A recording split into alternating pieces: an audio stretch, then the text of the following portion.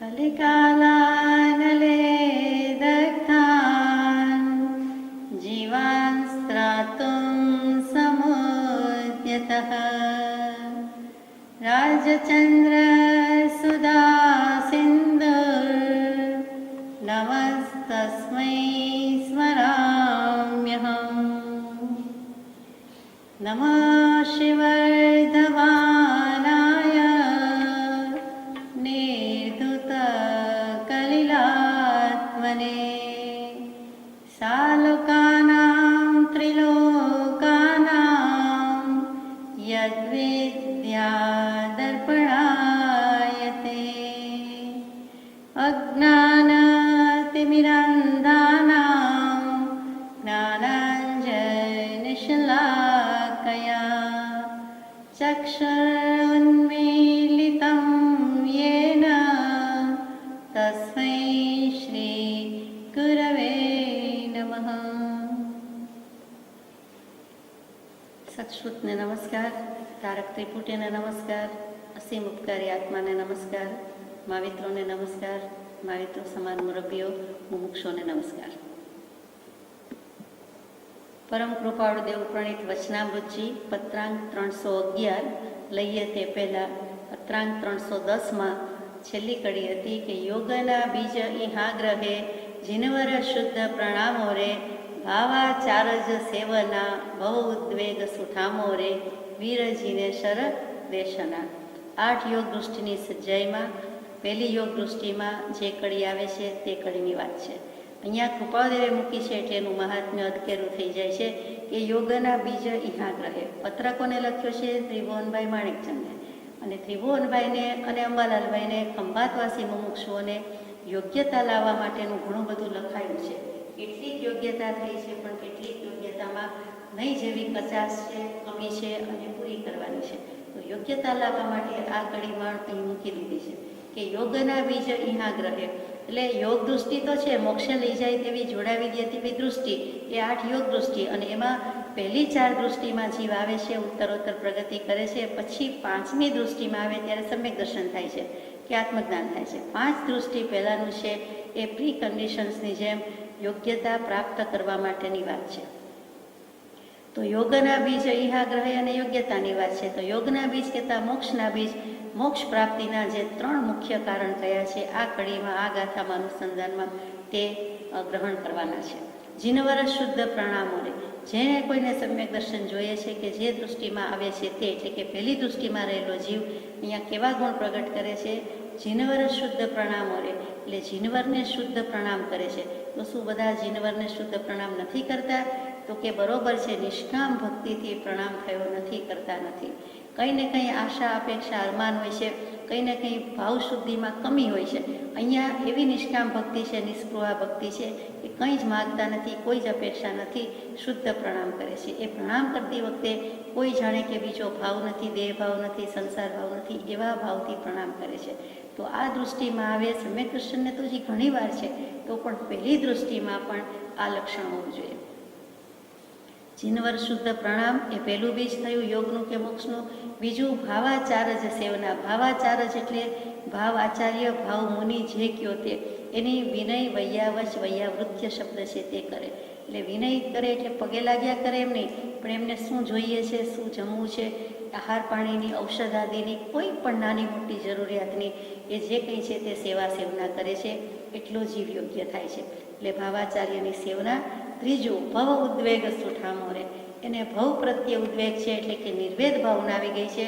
હે જીવ, આ ક્લેશરૂપ સંસાર થકી વિરામ પામ, વિરામ પામ, હવે કંઈક અટકી જવા જેવું છે, એટલે ભવનો ઉદ્વેગ છે કે હવે પછીના તો કોઈ ભવ જોઈતા નથી, પણ આ ભવ પણ ઉદ્વેગકારી લાગે છે, માન્ય નથી, મારે મારી પરિણતિ છે એ સમ્યક કરવાની છે, દૃષ્ટિ સમ્યક કરવાની છે, આ ભવ પણ મને માન્ય નથી। એટલે જે ભવ પ્રત્યેનો ઉદ્વેગ કે ચિંતા છે, શું ઠામો રે, હવે ક્યારે આ સંસાર છૂટે, હું ઠેકાણે પડું, શું ઠામ, સારી જગ્યાએ પડું, સારા પાત્રમાં પડું, આત્મા આત્માને ધારીને રહે, એવું જ્યારે શું ઠામ થાય। ઠામ કહેતા વાસણ કહીએ, પાત્ર કહીએ તે, હા, સ્થિર થવું, સ્થાપના થવી, એમાં રહી જવું, ટકી જવું. તો કે એવું ક્યારે થાય? આ ભાવમાં ટકવું નથી, અહીંયા અટકવું છે, જેથી હવે મારે મારા આત્મામાં જ ટકવાનું બને. એટલે મોક્ષના 3 બીજ, યાને કે યોગના 3 બીજ ગ્રહણ કરે છે, તે ગાથા અહીંયા મૂકી છે. અહીંયા ત્રિભુવનભાઈને મૂકી છે, એટલે ઘણું સૂચક છે કે યોગ્યતા પ્રાપ્તિ માટેની આ ગાથા અહીંયા મૂકી દીધી. ત્યાર પછી છેલ્લું વચન કે જનક વિદેહી વિશે લક્ષ્મા છે. જનકજીને યાદ કર્યા છે. આમ તો સાહિત્યમાં, વૈદિક સાહિત્યમાં અનેક જનક થયા છે. એમાં 21-22 જનકના નામ તો આપણને મળે પણ છે, અથવા વાંચવામાં સાંભળવામાં આવે છે. એમાં કેટલાય બધા જનકમાં સીતા પિતા છે એ જુદા છે, યાજ્ઞવલ્ક્ય વખતના જુદા છે, અષ્ટાવક્રવાળા જુદા છે, એમ જે બૃહદ્રથ નામના જુદા છે, એમ ઘણા જનક. આમાં જનક વિદેહીની વાત કરી છે. વિદેહ વંશના, વિદેહી નગરીના જે કોઈ રાજા જે પરંપરામાં થતા હતા એ બધા જ વિદેહી કહેવાતા હતા. આપણે જાણીએ છીએ કે દેહ છતાં વિદેહી દશા હતી તે. તો પત્રાંક 218 અને પત્રાંક 321માં જનક વિદેહીજી વિશે આવે છે. 321માં આવશે ત્યારે જનકજી વિશે વિશેષ લઈશું. અહીંયા 218માં પત્રમાં કૃપાળદેવે મૂકેલું કે જનક વિદેહી વિશે લક્ષ્મા છે, એટલે કે લખનાર લખે છે ત્રિભુવનભાઈ માણેકચંદભાઈ. એટલે એમણે પત્રમાં કંઈક જનક વિદેહીની દશાનો ઉલ્લેખ કર્યો છે. હવે શું લખ્યું છે આપણે જાણતા નથી. કૃપાળુદેવને યાદ કરાવ્યા જનક વિદેહી, એટલે કૃપાળુદેવે ધીમેકથી જવાબ આપી દીધો કે ખબર છે, ધ્યાનમાં છે, ભૂલી ગયા નથી, અમે જાણીએ જ છીએ, અમે સમજીએ જ છીએ, અમને યાદ કરાવવાની જરૂર નથી, અથવા યાદ કરાવ્યું તો આભાર, પણ જનક વિદેહી વિશે હું નથી જાણતો. એમ નથી કે મારા ધ્યાન બહાર નથી. તો ધ્યાન બહાર નથી એટલે કે લક્ષ્મા છે. તો શું લક્ષ્મા? તો કે અત્યાર સુધીમાં આવી ગયેલી વાતમાં આટલું જ કે જનક વિદેહી સંસારમાં રહ્યા હોવા છતાં વિદેહી રહી શક્યા, એ જોકે મોટું આશ્ચર્ય છે. 218માં પત્રનું શબ્દશઃ પેરેગ્રાફ આપણે વાંચી રહ્યા છીએ. મહાવિકટ છે, તથાપિ પરમ જ્ઞાનમાં જ જેનો આત્મા તદાકાર છે, તેને જેમ રહે છે તેમ રહ્યું જાય છે, અને જેમ પ્રારબ્ધ કર્મનો ઉદય તેમ વર્તા તેમને બાદ હોતો નથી. કૃપાળદેવે જવાબ આપી દીધો કે જોકે વિદેહી રહી શક્યા એ મોટું આશ્ચર્ય છે, પણ ન રહી શકાય એવું નથી, ઘણું અઘરું છે, મહાવિકટ છે. પોતે પોતાના સ્વાનુભવે કહે છે, તથાપિ તો પણ પરમ જ્ઞાનમાં જ જેનો આત્મા તદાકાર છે. અહીંયા જ્ઞાનની મુખ્યતા કહી છે. અહીંયા સ્વભાવ કીધી નથી, સ્થિતિ કીધી નથી, પર્યાય કીધી નથી, દશા કીધી નથી. પરમ જ્ઞાન, જ્ઞાન તે જ્ઞાન. મતિ શ્રુત અવધિ મનઃ પર્યવ કેવલ પદ ખરે, એક જ ખરે આ જ્ઞાન પદ પરમાર્થ છે, જે પામી જીવ મુક્તિ લહે સમય સાજીની ગાથા. એ 5 જ્ઞાન લાવો કે અનંતું જ્ઞાન લાવો, એકથી અનંત છે, અનંત છે તે એક છે.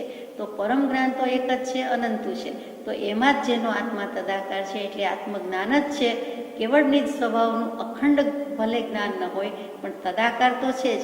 તેને જેમ રહે છે તેમ રહ્યું જાય છે. એટલે તેને જેમ રહેવું હોય તેમ રહી શકે છે. ઉપાધિ બહાર, પોતાને તો સમાધિ જ છે. જેમ તેમ પ્રારબ્ધ કર્મનો ઉદય તેમ વર્તા તેમને બાદ હોતો નથી. એટલે કે પ્રારબ્ધ કર્મ કે આગલા ભાવના શુભાશુભ ભાવનું કંઈ પરિણામ છે, તો પૂર્વ સંચિત છે, એ કર્મનો ઉદય આવ્યો છે, એમાં એમને કંઈ બાધા પમાડતું નથી, પહોંચી શકતું નથી. એ પૂર્વકૃત હતું, તો એ ઉદયમાં આવ્યું છે, ઉદયિક ભાવ. પણ પોતાનો પુરુષાર્થ વર્તમાન કયો ચાલી રહ્યો છે? તો કે એક સાથે એક જીવ, કોઈ પણ જીવ એક સમયે જીવી શકે છે. તો એ વર્તમાન સમયમાં જ જીવે છે, ને ત્યાં તેમને આવું કંઈ બાધાકારી થતું નથી.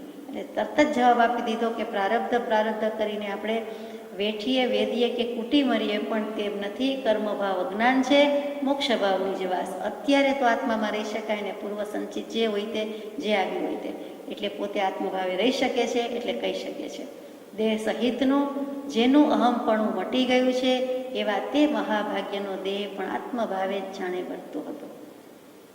તો પછી તેમની દશા ભેદવાળી ક્યાંથી હોય? તે જનકજીનો દેહ પણ આત્મભાવે જ વર્તતો હતો. દેહની ક્રિયા કરે છે એમ બીજાને લાગે છે. દેહની ક્રિયા, દેહમાં થતી ક્રિયા ભલે હોય, એનો જીવ, એનો ભાવ એ આત્મભાવે વર્તતો હતો. એટલે દેહ છતાં વિદેહી હતા. તો એની અભેદ દશા જોઈને, ભેદ દશા આવે જ ક્યાંથી? કે દેહ દૃષ્ટિ ને આત્મદૃષ્ટિ એક જ દૃષ્ટિ, અખંડ દૃષ્ટિ, અખંડ દ્રવ્ય પ્રત્યેની અભેદ આત્મદૃષ્ટિ. એટલે એમાં ભેદ આવી શકે નહીં. ત્યાર પછી ત્યાં મુદ્દો બદલાય છે. 218માં પત્રમાં શ્રી કૃષ્ણ મહાત્માની વાત મૂકી છે. અત્યારે આપણને આટલું જ અભિપ્રેત છે કે જનક વિદેહી વિશે જે લખ્યું હોય તે લક્ષ્મા છે, અને પત્ર પૂરું થાય છે. હવે પત્રાંક 311 યથાશક્તિ વિચારીએ. મુંબઈ પોષ સુદ 23 રવિ વિક્રમ સંવત 1948, એટલે કે તારીખ 3/1/1892. કદાચ શબ્દકોશમાં પ્રિન્ટની ભૂલથી 1891 છપાયું છે આ પત્રમાં, પણ સુધારી લેવા વિનંતી. એ તારીખ 3/1/1892 છે. અનુક્રમે સંયમ સ્પર્શતોજી પામ્યો ક્ષાયિક ભાવરે, સંયમ શ્રેણી ફૂલડેજી પૂજુ પદ નિષ્પાકરે.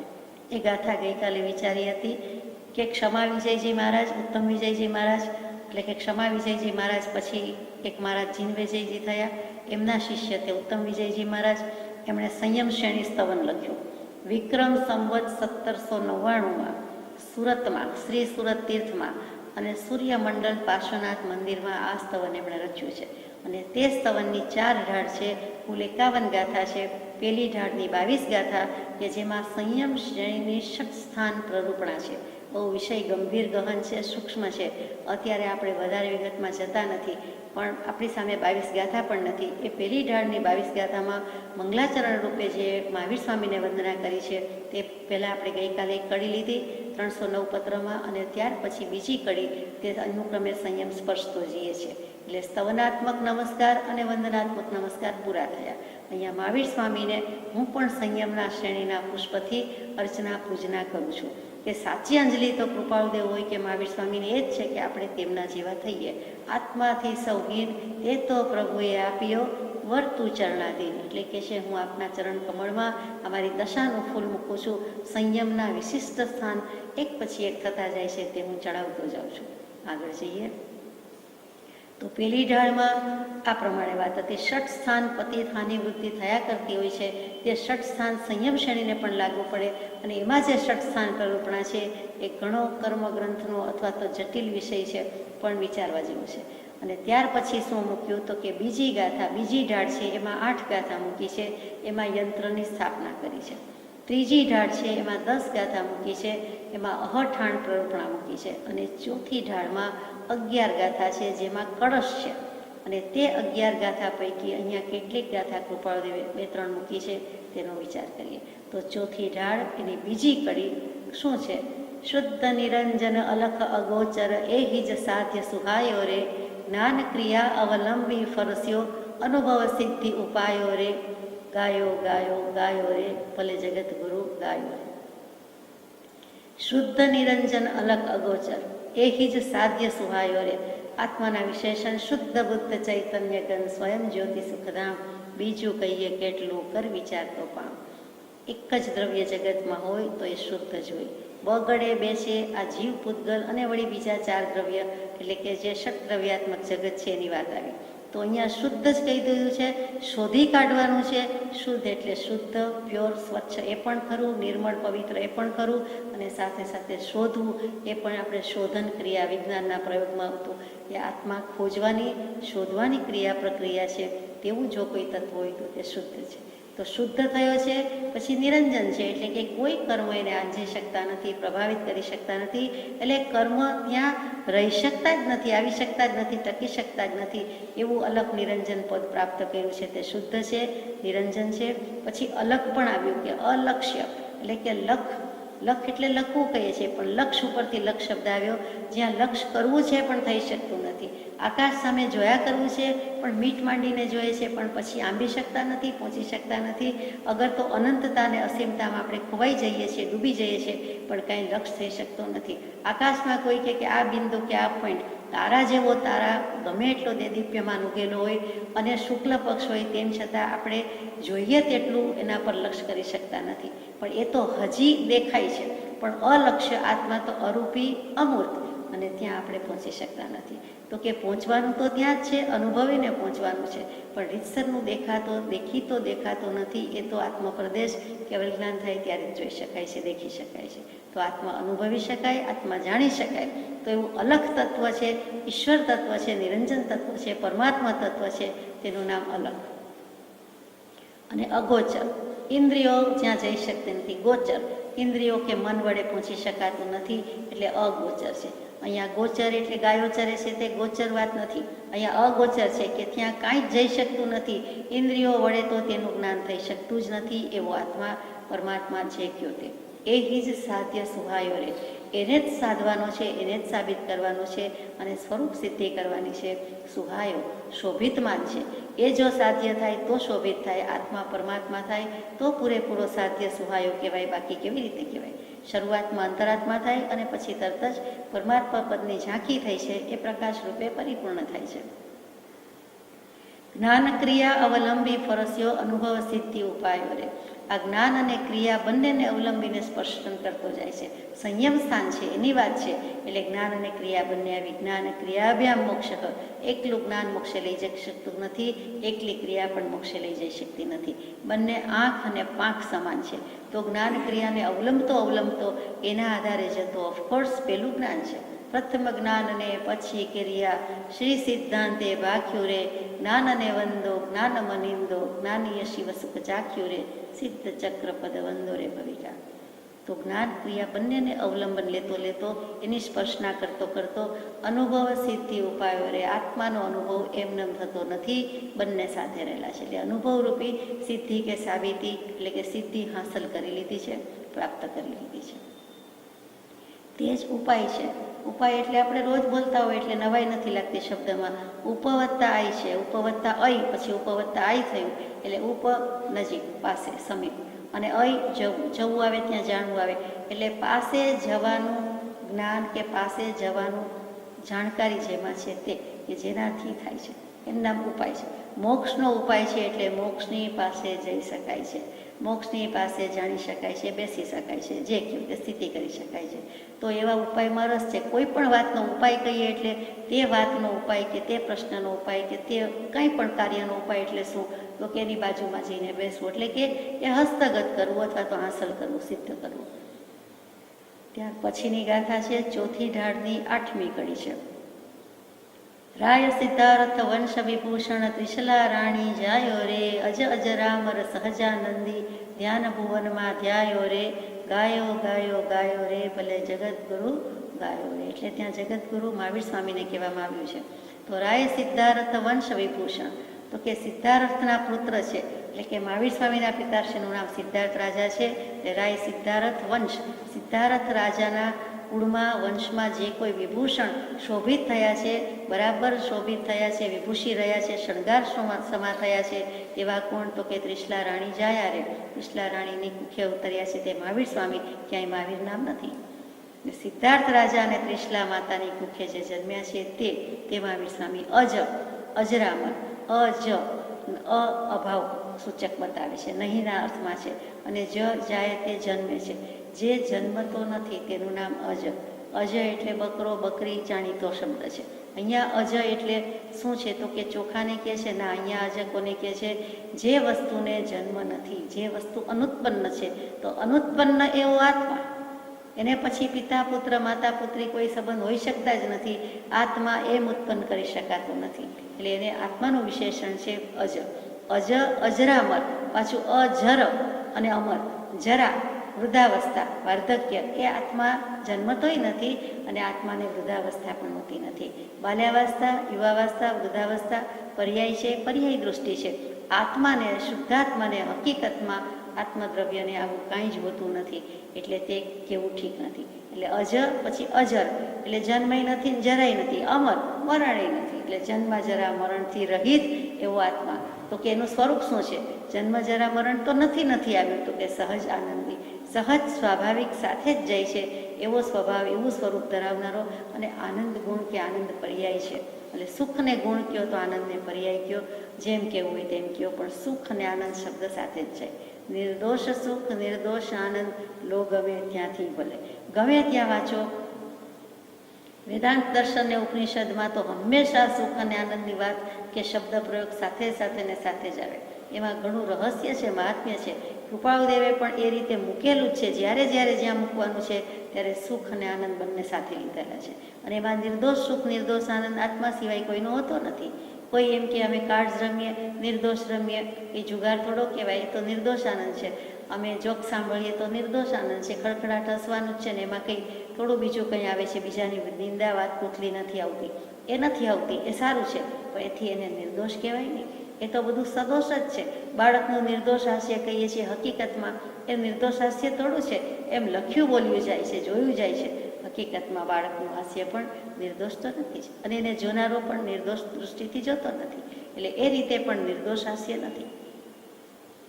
તો અહીંયા આ આત્માના સ્વરૂપની વાત સહજાનંદી. પછી ધ્યાન ભુવનમાં ધ્યાયો રે, આ અમે ધ્યાન કરીએ છીએ એમાં ધ્યાન ભુવનમાં, ધ્યાન નગરીમાં, ધ્યાન પુરીમાં કે પૂરમાં આવો અમે ધ્યાન કર્યું છે, આવો જોયો છે, આવો અમે નિરખ્યો છે, કે અથવા તો આવું અમે કહીએ છીએ કે આત્મા આવો છે, આત્મા તેવો છે. મહાવીર સ્વામીની વાત છે, કેવલદાની ભગવાન ચરમ તીર્થંકર કહી શકે છે, એ કૃપાળુદેવે અહીંયા મૂક્યું છે, એટલે એનું મહાત્મ્ય વધી જાય છે. કે ઉત્તમ વિજયજી મહારાજનું સ્તવન પોતે પોતાની રીતે લખી શકે, પણ અહીંયા આ પત્ર કોને લખાયો છે ખબર નથી. જે આ પદ છે તે 311મો, એટલે 310મો હતો ત્રિભુવનભાઈને, પણ 11માની ખબર નથી, એટલે એમ જ લખ્યું છે પોતે નોંધમાં, એમ પણ બને. ધ્યાન ભુવનમાં ધ્યાયો રે, એટલે અમે તો જૈન ભુવનમાં, આત્મભવનમાં ક્યાં રહીએ છીએ? તો કે ધ્યાન ભુવનમાં. આખો આત્મા મોટો ખંડ કે બંગલો, અને એમાં પ્લોટેય ને બંગલોય ને તાળુય ને ચાવી, એક ચાવી કઈ તો કે ચાવી અનુભવની ચાવી છે, એ નીચે આવે છે વાત. પણ અહીંયા ધ્યાન ભુવનમાં ધ્યાયો રે. પ્લોટ જેટલો બંગલો નથી હોતો, બંગલો જેટલો ઓરડો હોતો નથી, ને ઓરડા જેટલું તાળું હોતું નથી, ને તાળા જેટલી ચાવી હોતી નથી, છતાં ચાવી ઉપર જ બધો આધાર છે, એ જાણીએ છીએ. બંગલામાં પ્રવેશ કરવો હોય તો લોક કરેલું હોય તો ચાવી ઉપર બધો આધાર, એક એકથી નાનું થતું જાય છે. પ્લોટ કરતાં બંગલો, બંગલો કરતાં ઓરડો કે જે કયો તે, એના કરતાં તાળું, એના કરતાં ચાવી, અને તેમ છતાં ચાવી મુખ્ય છે. તો અનુભવ વિનાની ચાવી વિના તાળું ખુલતું નથી. અનુભવથી જ બે હાથે જ તાળી પડે છે, તે વાત પણ આવવી જોઈએ. નાગર સુખ પામર ન વિજાણે, વલ્લભ સુખ ન કુમારી, અનુભવ અવીણ તેમ ધ્યાન તણું, સુખ કોણ જાણે, નર નારી રે ભવિકા, વીર વચન ચિત્ત ધરીએ. યશો વિજયજી મહારાજની 8 યોગ દૃષ્ટિની સજ્જાઈ આપણે બપોરે ઘણીવાર ગાઈએ છીએ તે, અને તે દૃષ્ટિમાં 7મી દૃષ્ટિ, અને 7મી દૃષ્ટિમાં કેવો બોધ છે આપ જાણો છો, અને પ્રભા દૃષ્ટિ જ કહી છે ખરું. અને એ જે પ્રભા છે તેની વાત છે કે નાગર સુખ પામર ન જાણે. નાગર એટલે આપણને પેલું નાગર જ્ઞાતિ જ યાદ આવે ખરું. નાગર જ્ઞાતિ અથવા તો બધી જ્ઞાતિમાં વાણિયાને એમ થાય અમે શ્રેષ્ઠ, બ્રાહ્મણને એમ થાય અમે શ્રેષ્ઠ, નાગર એમ કે નાગર શબ્દનો અર્થ જ શ્રેષ્ઠ છે, એટલે અમે સર્વોત્કૃષ્ટ, સર્વશ્રેષ્ઠ. નાગરી નાથનું નરસિંહ મહેતા એ પોતાને શ્રેષ્ઠ કહે નહીં, છતાં શ્રેષ્ઠ આત્મા પુરવાર થયો, પણ નાગરી જ્ઞાત એટલે જાણે શ્રેષ્ઠ. ટૂંકમાં નાગર શબ્દ એટલે શ્રેષ્ઠ. નાગર સુખ એટલે શ્રેષ્ઠ સુખ, ઉત્તમ સુખ, આત્માનું સુખ પામર જાણી શકતો નથી, એટલે એને કાંઈ ખબર પડતી નથી. અહીંયા કોણ પામર છે અને કોનું કલ્પના કરી છે, ઉપમા આપી છે? તો કે નાગર શબ્દનો બીજો અર્થ છે ધનાઢ્ય, એવા સુખી, એટલે કે નાગરિકો. નગર શબ્દ છે, નગરમાં વસતા નાગરિકો કહીએ છીએ, એવી સિટીઝન્સ કહીએ છીએ, તો નગર નાગરિકો એવી રીતે નાગર શબ્દ છે. એટલે કે ઉત્તમ કે ધનાઢ્ય કે શ્રેષ્ઠ, સુખી કે સારા કે પાંચમાં પૂછાતા માણસો, એટલે કે સારા માણસો કયો, પંચમાં પૂછાય એવા કયો, જે કયો તે, એ નાગર છે. એટલે કે શ્રેષ્ઠ પુરુષો અથવા તો ગામના નાગરિકો છે કે એ આગળ પડતા અગ્રગણ્ય નાગરિકો, એ જે સુખ જાણે છે એ પામર મનુષ્ય જાણી શકતો નથી. ભીલ, આદિવાસી કે ક્ષુદ્ર જાતિના કોઈ હોય તો એને આ સુખ કેવું હોય, મોટા માણસો, મોટા શહેરના મોટા માણસો શું સુખ અનુભવે છે એ જાણતા નથી. તો એ તો લૌકિક દૃષ્ટિ થઈ. અલૌકિક દૃષ્ટિએ મોટા પુરુષોને, જ્ઞાની પુરુષને આત્માનું જે સુખ છે કે જે આનંદ છે તે પામર શું જાણે? પામર વિષયી, જિજ્ઞાસુ, આર્ત અને ભક્ત, એ બધા પ્રકાર મૂક્યા છે. તો એ વેદાંતમાં પણ આવે, ગીતાજીમાં પણ આવે, અને જીનાગમમાં પણ આવે. શબ્દનો ભેર હોય ત્યાં પામર અને વિષયી શબ્દ મૂક્યો, તો અહીંયા પામર જ લખ્યું છે. જે મોક્ષનો, આત્માનો પાર પામ્યા નથી તે બધા આમ તો પામર છે, અને તેમાં પામરના લક્ષણ તો વિષયી કરતાય જાય એવા છે, એ બધા લક્ષણો ધરાવે છે. તે સુખની કલ્પના કરી શકતા નથી. વલ્લભ સુખ ન કુમારી રે, જે કોઈ કન્યા કુમારિકા છે એને પતિનું સુખ શું છે એ ખબર પડતી નથી, કેમ કે એનો અનુભવ જ નથી, એટલે જ્ઞાન જ નથી. અનુભવ વડે તેમાં ધ્યાન થવાનું સુખ, એમ જ્યાં સુધી આત્માનો અનુભવ થયો નથી ત્યાં સુધી આત્મામાં સુખ રહેલું છે કે ધ્યાનમાં સુખની લહેર છૂટે છે એ એને અનુભવી શકાતું નથી, એ સમજી શકતો નથી. કોણ જાણે નર નારી રે ભવિકા, હે ભવ્ય જનો, એમાંથી કેટલા માણસોને, નર કે નારી, સ્ત્રી કે પુરુષ, કેટલાને ખબર પડે છે? એટલે કે આત્મજ્ઞાન હોય તો આત્મધ્યાન હોય, અને આત્મજ્ઞાન હોય, આત્મધ્યાન હોય, એટલે એને આત્મ અનુભવનું સુખ છે એ વેદાય બરાબર ખબર પડે. વ્યક્તવ્યપણે ભલે આવી શકે કે નહીં, પણ અનુભવી જરૂર શકે છે. અનુભવ ગોચર માત્ર રહ્યું તે જ્ઞાન જો. અહીંયા આ વાત પણ કૃપાળુદેવે મૂકી દીધી છે. ગમે તેને લખ્યું હોય પોતાની દશા સ્ફુટ કરી છે, સ્પષ્ટપણે આવી જાય છે. સાતમી દૃષ્ટિનો બોધ અને એનું આ વચન મૂકી દીધું છે કે જ્યાં સુધી ધ્યાન નથી ત્યાં સુધી નકામું. ધ્યાન શું કામ નથી કે ન હોવું જોઈએ કે હોવું જોઈએ, હોવું જોઈએ, પણ એ ક્યારે થાય? આત્મજ્ઞાન હોય તો જ આત્મધ્યાન થઈ શકે, નહીં તો એ ધ્યાનનો પ્રયાસ છે, પુરુષાર્થ છે, ધ્યાન રૂપે પરિણમેલું નથી. જ્ઞાન તેનું નામ હાજર થાય કે સમયે પ્રસંગે નિમિત્તે હાજર થાય. જ્ઞાન તે જ કે જે પરિણમીને જ્ઞાન રૂપે રહીએ, બાકી તો બોલવા પૂરતું, ગાવા પૂરતું, લખવા પૂરતું, કહેવા પૂરતું છે, એમ નહીં. પણ જ્ઞાન કહેતા જ જ્ઞાન સમયે હાજર થાય તે. અને હર્ષ વિષાદમાં એ સુખ દુઃખમાં એકાકાર થાય નહીં. ગમે તેવા દ્વંદ્વ એટલે વિરોધાભાસી આવે તો પણ એની સામે એ ટકી જાય, કેમ કે જ્ઞાન ઉપસ્થિત થાય છે, જ્ઞાનની હાજરી છે.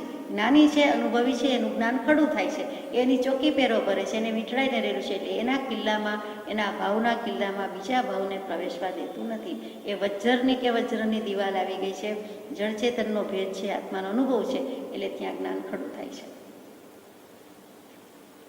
અહીંયા 311મો પત્ર પણ આ રીતે પૂરો થાય છે, પણ અનુભવની વાત બાકી રહે છે.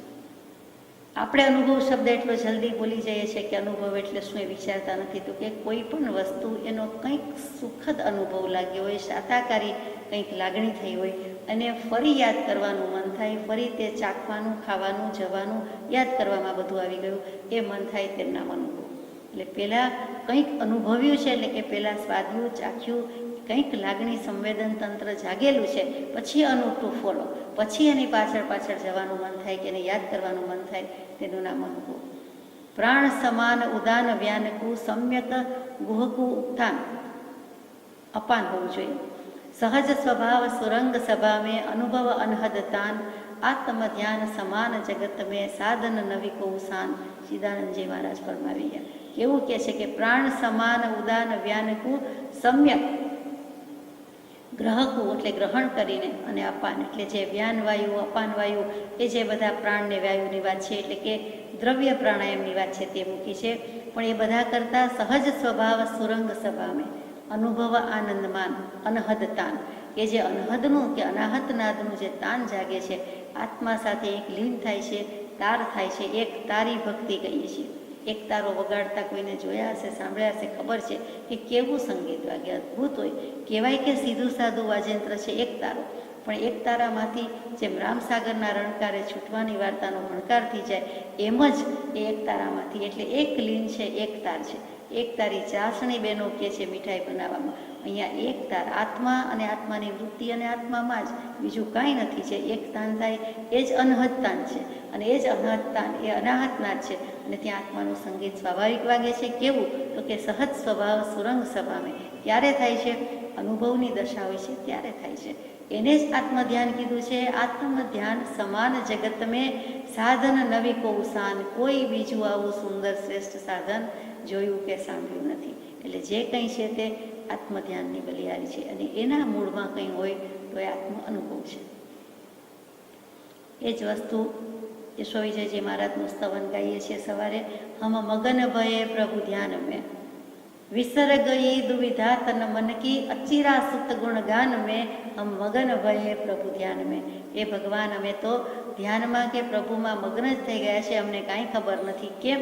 તો કે વિસર ગઈ દુવિધા તન મન કી, તનની ને મનની, શારીરિક અને માનસિક જે કંઈ કયો એ તો બધી અમે દ્વિધા દુવિધા હતી, એ બે રીતે અમે વિસરી ગયા છીએ, ખોવાઈ ગઈ છે, ભૂલી જ ગયા છીએ. કોના ગુણગાનમાં? અચિરા સુત, તો કે અચિરા દેવી એટલે શાંતિનાથ ભગવાન, 16મા તીર્થંકર શાંતિનાથ ભગવાનના માતાશ્રીનું નામ છે.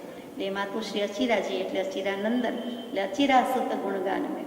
એટલે આ શાંતિનાથ ભગવાનના ગુણગાન કરતાં અમે ખોવાઈ ગયા છીએ. અહીંયા શાંતિનાથ ભગવાન તો એ સ્તવન લીધું છે એટલે છે, બાકી બધા જ તીર્થંકર, બધા જ જૈન, બધા જ વિતરાક સરખા છે. કૃપાળદેવ મૂકો તોય કાંઈ ફેર પડતો નથી, એ બધું જ સરખું છે. તો કે એના ગુણગાન કરતાં અમે ખોવાઈ જઈએ છીએ. જિનહી પાયા તિનહી છિપાયા ન કહે કો કે કાન મેં. જેણે પ્રાપ્ત કર્યું છે એ તો છુપાવીને રાખે છે, ગુપ્ત ખજાનો છે, અને ગોપવીને રાખે છે, સુરક્ષિત રાખે છે, આરક્ષિત રાખે છે. અહીંયા સુરક્ષિત કેવું વધારે ઠીક છે, રિઝર્વેશન હોય તો આરક્ષિત કહીએ. તો કે છે અને હવે જતો ન રહે. સમ્યક દર્શન છે, આત્માનુભવ છે, આત્મજ્ઞાન છે, આત્મધ્યાન છે, તો હવે કાંઈ ઢંઢેરો પીટાવતા નથી. ન કહે કોઉ કે કાન મેં, કોઈના કાનમાં કહેવા જતા નથી, સમજીને સમાય છે. ताली लागी जब अनुभव की तब माने कोऊ तब जाने कोऊ शान में। कोईक सुज्ञ होय कोईक मुमुक्षुना नेत्र होय तो महात्माने ओळखी લે છે તો તબ જાને કોऊ શાન में। પણ અમે તો અમારી દુનિયામાં છીએ મગ્ન થઈ ગયા। મગન એટલે જગ્યા, મગન એટલે મગ્ન, એટલે કે નિમગ્ન થઈ જવું, ડૂબી જવું, આત્મનિમજ્જન કહીએ। મસ્ત ધાતુ પરથી મગ્ન શબ્દ આવ્યો, એના પરથી આપણે મગન કહીએ તો કે હમ મગન ભયે, ભયે એટલે હુએ થયા, તો અમે મગ્ન થયા છીએ હે પ્રભુ તમારા ધ્યાનમાં કહેતા જીનપદ નિજપદ એકતા અમારા ધ્યાનમાં। ક્યારે આવું બને છે? તાલી લાગી જબ અનુભવ કી, સામી વ્યક્તિએ હાથ લંબાવ્યો હોય અને આપણે લંબાવીએ એટલે બંનેનો સુયોગ થાય છે ત્યારે તાળી વાગે છે। તો કે નિમિત્ત અને ઉપાદાન બંનેની તાળી વાગે છે ત્યારે અનુભવ થાય છે, એમનેમ થતું નથી। પોતાને અનુભવ થાય છે એટલે ઉપાદાન કે હું બળ્યો, પણ કેમ થાય છે? બે હાથે તાલી પડે છે, નિમિત્ત વિના શું થાય? આત્મા કર્મ બાંધે છે, કેવી રીતે? તો કે શુભાશુભ ભાવ કરે છે ત્યારે કર્મને આવવાનું, વળગવાનું થાય છે। કર્મમાં વળગી જવાની શક્તિ છે, ચોટી જવાની, આકર્ષાઈ જવાની શક્તિ છે, પણ સામે કોઈ જીવ એવો ભાવ કરે તો, એવી જ રીતે જીવ કરે છે તો થાય છે, એવી જ રીતે જીવ કરે તો થાય, ન કરે તો ન થાય। એમ કર્મમાં શક્તિ છે, આત્મા પણ શક્તિ છે, એને કરવા હોય તો કરે, ન કરવા હોય તો ન કરે। જ્ઞાની એવા શુભાશુભ ભાવ કરતો નથી, એ કેવા કરે છે? શુદ્ધ ભાવ કરી શકે છે અને થઈ શકે છે। અજ્ઞાની શુભાશુભ કર્યા કરે છે તો એ પ્રમાણે કર્મ વળગે છે। પહેલાંને કેમ વળગતા નથી? કર્મમાં તો શક્તિ છે જ, પણ કે એવા શુભ અશુભ ભાવ કરતા નથી, શુદ્ધ ભાવ મારીએ છીએ, આત્મભાવ મારીએ છીએ, સ્વભાવ મારીએ છીએ, તો તે વખતે એને કર્મ બંધ હોઈ શકે નહીં, હોતું નથી। અનુભવ વખતની વાત, આત્મ અનુભવ વખતની વાત, નિશ્ચય સમ્યક દર્શનની વાત, તે જે પ્રક્રિયા થાય છે, જેટલો સમય જે અનુભવ થાય છે, અનુભૂતિ થાય છે, તે વખતે કર્મનો બંધ નથી, ત્યારે તે આત્મ અનુભવીને સિદ્ધ સમાન આત્મા કીધો છે, આપણે જાણીએ છીએ।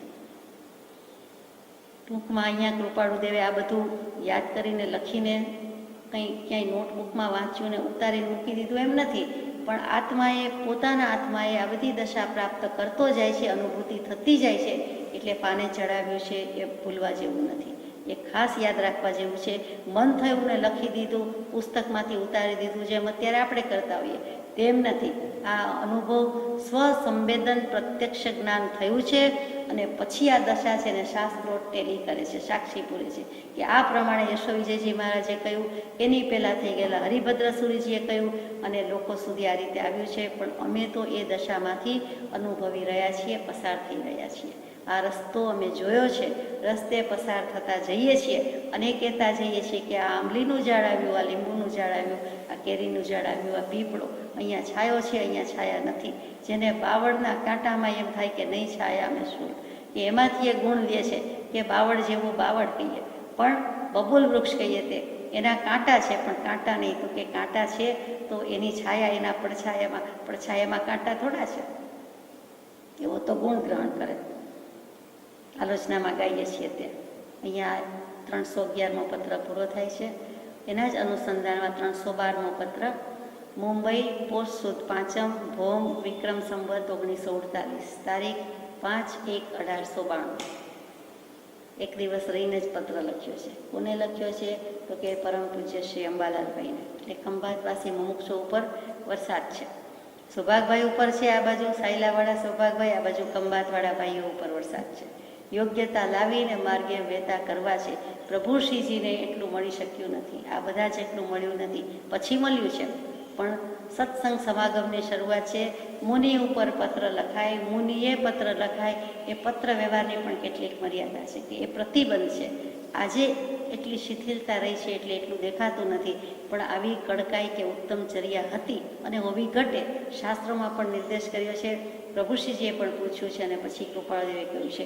એટલું જ નહીં, પણ ખાનગી લાગે, કોઈને લોકાપાવાત થાય, બોલવાનું થાય, એટલે શ્રાવક શ્રાવિકા, ખાસ કરીને શ્રાવકોના નામે પત્ર આવે અને એ પછી ખોલીને, અથવા તો એમ જ એ શ્રાવક ઉપર છે એ પછી છોડી દે છે, એટલે કે પ્રભુશ્રીજીને આપે છે। સીધું પ્રભુશ્રીજીનું આ ઉપાશ્રય, આ એડ્રેસ, અને ચાલો એના પર પત્ર લખ્યો, એ પણ કેટલું બાધ છે, મુશ્કેલી છે, અને તેમ છતાં કરનારે તો, જેને કરવાની તમન્ના છે જ, એને તો કલ્યાણ કર્યું જ છે, તાત્પર્ય પ્રાપ્ત કર્યું જ છે।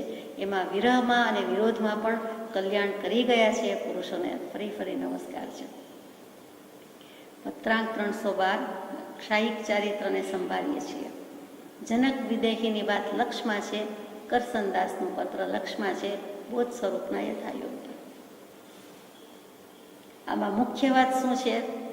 ટાઇટલમાં મૂક્યું છે ક્ષાયિક ચારિત્રને સંભાળીએ છીએ, એમાં પોતાની દશા આવી ગઈ. હજુ બાકી રહેતું હોય તો લિખિત અંગમાં બોધ સ્વરૂપના યથાયોગ્ય. આ એક પોસ્ટકાર્ડ કે જે લખ્યું હોય તે ધન્ય થઈ ગયું કે ક્ષાયિક ચારિત્રને સંભાળી છે. પરમ કૃપાળુ દેવને આ તારીખ 5મી જાન્યુઆરી ઈસવીસન 1892માં ક્ષાયિક ચારિત્રની વાત મૂકી દીધી છે. ક્ષાયિક ભાવ સમજવો ઘટે છે અને પછી ક્ષાયિક ચારિત્ર સમજાય. એમાં ક્ષાયિક સંકેત તો આવી જ ગયું. તો ક્ષાયિક ભાવ શું એના ઉપરથી સમજીએ, પછી ક્ષાયિક ચારિત્ર લઈએ. તત્વાર્થ સૂત્ર 10 અધ્યાય, બીજો અધ્યાય, એનું પહેલું સૂત્ર કે ઔપશમિક ભાવ મિશ્રશ્ચ ઔદયિક પારિણામિક ચ. એટલે એમાં 4 વસ્તુ કહીને 5 ભાવ આવી ગયા કે કાં તો જીવને ઉપશમ ભાવ હોય, કાં તો ક્ષયપશમ ભાવ હોય, કાં તો ક્ષાયિક ભાવ હોય, કાં તો ઔદયિક ભાવ હોય અને પારિણામિક ભાવ હોય. આ 5 ભાવ મુખ્ય ભાવ છે. આમ તો અનંત ભાવ છે, અહીંયા જીવના મુખ્ય 5 ભાવ. અને ક્યારેક કોઈક વખતે સાન્નિપાતિક ભાવ કેવો પડે તો તે છે આ પાંચેયનો શંભુ મેળો, દરેકના થોડા થોડા ટકા કે થોડા થોડા અંશ, એનું નામ સાન્નિપાતિક ભાવ. એના પરથી સનેપાત આવ્યું કે જે કે તાવ આવ્યો છે ને હવે છેલ્લી ઘડી છે અથવા એવો રોગ લાગવો પડ્યો છે, સનેપાત ઉપડ્યો છે, એટલે ફાવે તેમ ઈચ્છે તેમ બોલ્યા કરે. આડું ને અવડું, આડે ધડ, ક્યાંથી કયો શબ્દ અક્ષર આવે કાંઈ ખબર પડે નહીં, માથા મેળવીનાની વાત. એવી જ રીતે કૂતરાને પણ કેટલીક વખત હડકવા કે સનેપાત થયો છે એમ કહીએ તો આપણે જાણીએ છીએ કેવું થાય છે તે. આપણે આપણી રીતે જાણીએ છીએ, બાહ્ય રીતે જાણીએ છીએ. તો ભાવોના સંયોગી ભાંગા કેટલા બધા થતા હોય છે એ બધું સમજવા માટે કહીએ છીએ કે સનેપાત એટલે સન્નિપાતિક ભાવ. અહીંયા જે 5 ભાવની વાત છે એમાં મુખ્ય ક્ષાયિક ભાવની વાત છે. તો કે ક્ષાયિક ભાવ એટલે શું? તો કે સીધી સાદી વાત છે કે કર્મનો ક્ષય થઈ જતા જે ઉપજે છે તે ભાવ, તેનું નામ ક્ષાયિક ભાવ. તો કે ફરીથી સમજવા માટે લઈએ કે આત્માના સમ્યક પુરુષાર્થથી એટલે કે સત્પુરુષાર્થથી, શુદ્ધ આત્માના ભાવનાના બળ વડે પોતાનો પુરુષાર્થ સાચો છે, સત્પુરુષાર્થ છે, અને ભાવ કયો છે, ભાવના કઈ છે? તો કે શુદ્ધાત્મ ભાવનાના બળ વડે. દેહ ભાવ નથી, સંસાર ભાવ નથી, આત્મભાવના છે. અહીંયા શુદ્ધાત્મ ભાવનાને આપણે માત્ર સીધી સાદી રીતે લઈએ તો આત્મ સ્વભાવ અથવા આત્મભાવ, એટલે સત્પુરુષાર્થ, આત્મ સ્વભાવ અથવા તો આત્મભાવના. આત્માના કોઈ પણ ગુણની પરમ શુદ્ધિની અવસ્થા પ્રત્યે તેનું નામ ક્ષાયિક ભાવ છે. આત્માના કોઈ પણ ગુણની, એટલે અનંત જ્ઞાન, અનંત દર્શન, અનંત સુખ, વીર્ય છે, એમાં 4 ગુણ હોય એમ કેવું જરૂર નથી. કોઈ પણ ગુણની, એટલે એક ગુણ લઈ લીધો, એક ઉપર મુસ્તાક છે, એકથી અનંત છે, અનંત છે તે એક છે, અહીંયા પણ સાબિત થાય છે. તો એક ગુણ અને એની પરમ શુદ્ધિની અવસ્થા જે કંઈ પ્રગટે છે તે ક્ષાયિક ભાવ છે. અવસ્થા કહેતા પર્યાય કહી દીધી, એટલે ક્ષાયિક ભાવ પણ દ્રવ્ય નથી, એને પર્યાય કહી દીધી છે. અને પર્યાયનો છેદ ઉડાડવાનો છે, એ પણ આપણે ગઈકાલે વાત આવી કે 4 ભાવ એટલે પારિણામિક ભાવ સિવાયના 4 ભાવને પર્યાય કહીને ઉડાડી દીધા છે કે એનો પણ ત્યાગ અપેક્ષિત છે. એટલે બહુ ઊંચી વાત છે, ઊંડી વાત કહી દીધી છે. 7 પ્રકૃતિ કઈ? દર્શન મોહનીયની, મિથ્યાત્વ મોહનીય, મિશ્ર મોહનીય, સમ્યક્ત્વ મોહનીય. આ દર્શન મોહનીયની 3 પ્રકૃતિ અને ચારિત્ર મોહનીયની 4 પ્રકૃતિ. અનંતાનુબંધી ક્રોધ, અનંતાનુબંધી માન, અનંતાનુબંધી માયા અને અનંતાનુબંધી લોભ. સાદી ભાષામાં ક્રોધ, માન, માયા, લોભ. તો એ 4 અને પેલા 3 દર્શન મોહનીયની પ્રકૃતિ. એ 7 પ્રકૃતિના સંપૂર્ણ ક્ષયથી શુદ્ધ ક્ષાયિક સમ્યક્ત્વ પ્રકાશે છે. એવો આ નિર્મળ ભાવ તે ક્ષાયિક ભાવ છે. આ 7 પ્રકૃતિનો સંપૂર્ણ ક્ષય, અને એ જે સંપૂર્ણ ક્ષય થાય એટલે કે ક્ષાયિક સમ્યક્ત્વ પ્રગટે. ચોથા ગુણ સ્થાનકે પણ ક્ષાયિક સમ્યક્ત્વ હોઈ શકે છે, અથવા ક્ષાયિક સમ્યક્ત્વી 13મે ગુણ સ્થાનકે પણ હોય અને ચોથા ગુણ સ્થાનકે પણ હોય અને વચ્ચે પણ હોય. એ તો એમાં આવી જ જાય છે. એટલે કે ચોથા ગુણ સ્થાનકે સીધું સાધું સમ્યક દર્શન છે, ઉપશમ કે ક્ષયપશમ એમ નથી. એ 2 તો હોઈ શકે છે, પણ ત્રીજું મુખ્યમાં મુખ્ય, મૂળમાં મૂળ ક્ષાયિક સમ્યક દર્શન પણ હોઈ શકે છે. કોઈ કે ચોથું ગુણ સ્થાનક પણ તો એ શુદ્ધ ક્ષાયિક સમ્યક દર્શન તો છે જ, એમાં ના નથી. તો કે આત્માનો અનુભવ થાય છે ત્યારે ઉપશમ, અગર ક્ષયપશમ, અગર ક્ષાયિક સમ્યક દર્શન પણ હોઈ શકે છે. એ મત ભૂલવા જેવું છે. પછી બીજી રીતે કે માત્ર ચોથા ગુણસ્થાનકવાળોના જ ક્ષાયિક સંકિત કે ભાવ છે, તો કે એથી આગળ જાય છે જ્યારે શ્રેણી માંડવાનું થાય છે. સાતમા ગુણસ્થાનકના અંતે બે ભાગ પડે છે, સાતિશય અપ્રમત્ત, નિરતિશય અપ્રમત્ત. સાતિશય અપ્રમત્ત એટલે શ્રેણી ચડે છે, મોક્ષની નિસરણીની વાત છે. એટલે મોક્ષની શ્રેણી માંડે છે તો એ ચરમ શરીરી હોવા જોઈએ. એટલે ચરમ શરીરી હોય, છેલ્લો ભવ હોય અને તે જ ભવે મોક્ષે જનાર હોય અને ક્ષપક શ્રેણી માંડે છે. આઠમા ગુણસ્થાનકે ક્ષપક શ્રેણી પણ આરૂઢ થઈ ગયો છે. એ પહેલાં શું કરે છે તો કે ધીમે ધીમે મોહનીય કર્મનો ક્ષય કરે છે. સૌથી પહેલો મોહનીય અને કર્મનો ક્ષય કરે છે, ખાત્મો બોલાવી દે છે. પછી જ્ઞાનાવરણીય, દર્શનાવરણીય અને અંતરાય કર્મ યુગપદ ક્ષય કરે છે. એટલે એક સાથે ક્ષય થાય છે. પણ પહેલું શું તો કે મોહનીયનો ક્ષય, અને થાય છે શું તો કે કેવલ જ્ઞાન. અને તે શું છે તે દશા તો કે આ ક્ષાયિક સંકિતિની દશા છે, ક્ષાયિક ભાવવાળાની દશા છે અને ક્ષાયિક ચારિત્ર એને કહ્યું જાય છે. અહીંયા કૃપાળુદેવ લખે છે ક્ષાયિક ચારિત્રને સંભાળીએ છીએ. આ જે શ્રેણી ઉપર ચડતા હશે, શુક્લ ધ્યાનની શ્રેણીથી વચન પ્રવહે છે, એમ વચન પ્રવહતા હશે, વાણી યોગ પ્રવર્તતો હશે. અને આત્માની દશા કે પરિણતિ કે સંયમ સ્થાન તો કેવા ચડતા હશે તો સંયમ સ્થાનના સ્તવનની વાત છે. તો કે સમય સમયે અનંત ગુણ વિશિષ્ટ આત્મભાવ વર્તતો હોય એવી દશા છે. અને તે દશાને વાત મૂકી દીધી છે. તે કૃપાળુદેવની દશાને પણ નમસ્કાર છે કે પરમ ઉત્કૃષ્ટ ક્ષાયિક ભાવની શુદ્ધ પરિણતિ કરતો કરતો તે કાર્ય શુદ્ધ પર્યાયને ભજી લે છે, પહોંચી જાય છે. તેનું નામ ક્ષાયિક ભાવ છે. એટલે ક્ષાયિક ભાવ જઘન્ય કેવો હોય, મિનિમમ કેવો હોય તો ક્ષાયિક સમ્યક દર્શનવાળો. અને કેવલ જ્ઞાનીને કેવલ જ્ઞાન થતી વખતે જે ક્ષાયિક ભાવ હોય છે તો તે ઉત્કૃષ્ટ ક્ષાયિક ભાવ છે. પણ બંને ક્ષાયિક ભાવ છે, ક્ષાયિક સંકિત પણ છે, ક્ષાયિક ભાવ પણ છે. એટલે આ સ્ટેજીસ છે અને આ ઉત્તરોત્તર દશા કૃપાળુદેવની પણ સમજવા માટે અનિવાર્ય છે. એમાં કર્મગ્રંથની કુટિલ વાત, જટિલ વાત આવે તો એ સમજવા જેવી છે. સિદ્ધાંતકારો જે રીતે મૂકે છે ભાવની વાત એ પણ એટલી જ સમજવા જેવી છે. કૃપાળુદેવે મહાસમન્વય કર્યો છે અને અનુભવપૂર્વકનો સમન્વય કર્યો છે કે વસ્તુ આમ છે, પાનામાં ગમે તે લખી હોય, ખોટી તો લખી નથી. શાસ્ત્રા પુરુષના વચન છે, કેવલ જ્ઞાની ભગવંતના વચન છે, એટલે ખોટી નથી. પણ અનુભવીને કહીએ છીએ કે આને બરફ કહેવાય. બરફનું વર્ણન ગમે તે આવે, પાણીનું વર્ણન ગમે તે આવે, ગમે એટલા ગુણદોષ આવે, ગમે એટલી લેબ ટેસ્ટ થાય, પણ વસ્તુ આમ છે, અનુભવીને કહીએ છીએ, સંભાળીએ છીએ, સંભાળતા જાય છે. સંભાળવું એટલે શું? રોજ બોલતા હોય ને કરતા હોય, પણ સંભાળવું છે શું? યાદ કરવું, સંભાળવું. જુઓ, અડવું નથી એટલે અડ નથી આવતો. સંભાળવું એટલે ટુ ટેક કેર, જતન કરવું, ધ્યાન રાખવું, વિવેક રાખવો, એ બધા શબ્દ આવે. ધ્યાન રાખવું માં આવ્યું. અહીંયા સંભાળવું, ધ્યાન, જતન એમ નથી, સંભાળવું છે. ર છે તો સંભાળવું શું છે તો કે એક તો યાદ કરવું, બીજું તો કે શાક સમાર્યું, એને સમાર્યું કહેવાય. પણ સંભાર બનાવ્યો તો તે મીઠું મરચું મિક્સ કરે એ સંભાર છે. અને બીજી રીતે અથાણા મસાલા કરતા હોય એ સંભાર છે. વઘારીને મૂકે એ સંભાર, ઉપરથી સંભારો આવ્યો અને સંભારણા આવ્યું, તો એ બધું સંભાર શબ્દ મજાનો છે.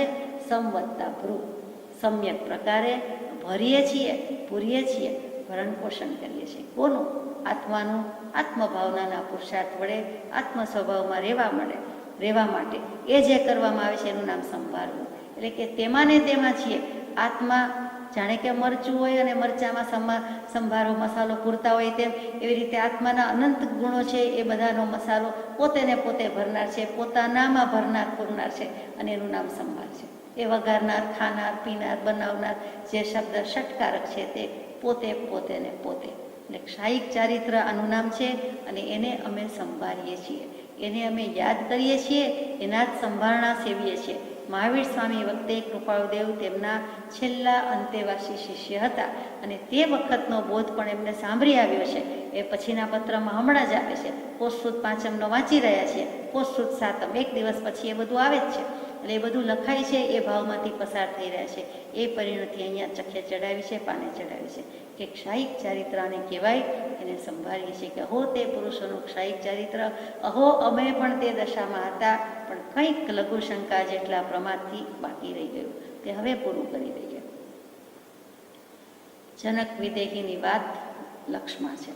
પાછું લખ્યું અંબાલાલભાઈને કે જનક વિદેહી આપ લખો છો, બધા જાણીએ છીએ, ખબર છે, કે જનક વિદેહી હતા એટલે કદાચ સારું લખ્યું હશે કે ભાઈ દેહ છતાં દેહાતીત દશા એમની પણ હતી ને આપની પણ છે અને વંદન છે, તો કૃપાળુદેવ કે અમારા ધ્યાનમાં છે. અથવા જનક વિદેહીએ પણ રાજ કર્યું હતું અને કોઈ દિવસ ખેદ અફસોસ કર્યો નહોતો. જીવનમુક્ત પુરુષ હતા અને જીવનમુક્ત દશા જાણે જોઈતી હોય થઈ ગઈ છે, પછી બીજું શું કરવાનું હોય?